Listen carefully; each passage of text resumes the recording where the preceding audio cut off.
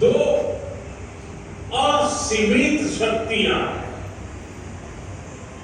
एक डेमोग्राफी, दूसरी डेमोक्रेसी, यानी सबसे बड़ी युवा आबादी और सबसे बड़ा लोकतंत्र भारत में युवाओं का यह सामर्थ्य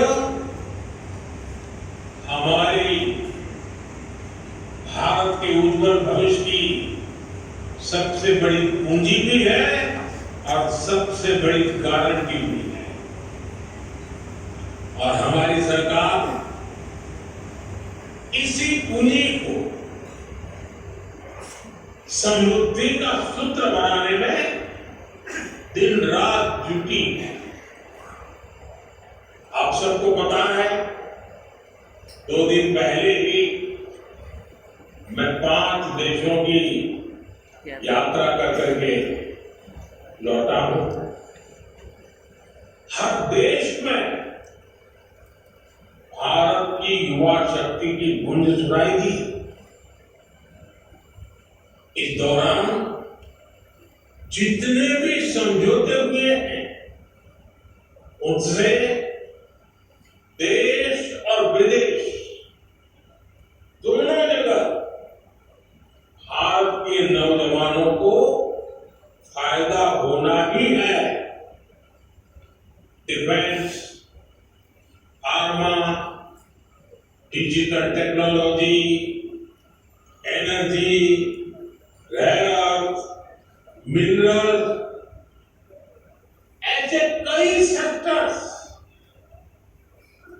ऐसे सेक्टर में हुए समझौतों से भारत को आने वाले दिनों में बहुत बड़ा फायदा होगा।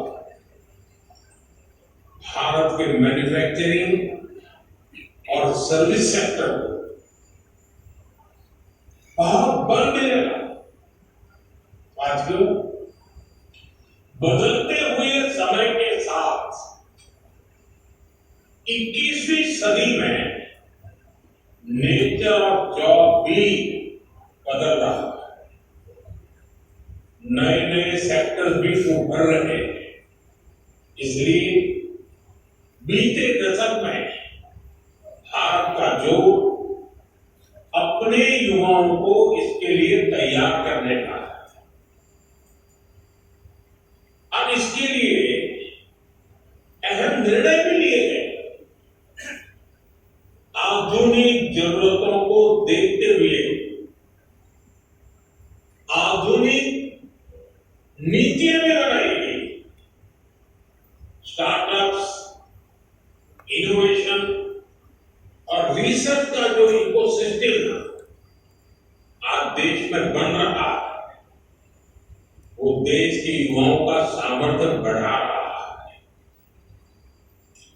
आज जब मैं नौजवानों को देखता हूं कि वे अपना स्टार्टअप शुरू करना चाहते हैं, तो मेरा भी आत्मविश्वास बढ़ जाता है। और अभी हमारे डॉक्टर जितेंद्र सिंह जी ने स्टार्टअप के विषय में विस्तार से मुझे आंकड़े भी बताए आपको सामने। मुझे खुशी होती है कि मेरे देश का नौजवान बड़े विजन के साथ, तेज गति से, मक्तमता के साथ आगे बढ़ रहा है। वो कुछ नया करना चाहता है। साथियों, भारत सरकार का जो प्राइवेट सेक्टर में रोजगार के नए अवसरों के निर्माण पर भी है।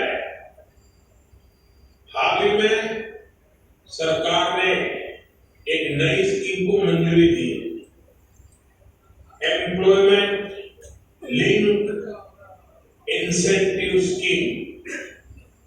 इस योजना के तहत सरकार प्राइवेट सेक्टर में पहली बार रोजगार पाने वाले युवा को 15,000 रुपये देगी। यानी पहली नौकरी की पहली सैलरी में सरकार अपना योगदान देगी। इसके लिए सरकार सरकार ने करीब 1 लाख करोड़ रुपए का बजट बनाया है। इस स्कीम से लगभग 3.5 करोड़ नए रोजगार के निर्माण में मदद मिलेगी। साथियों, आज भारत की एक बहुत बड़ी ताकत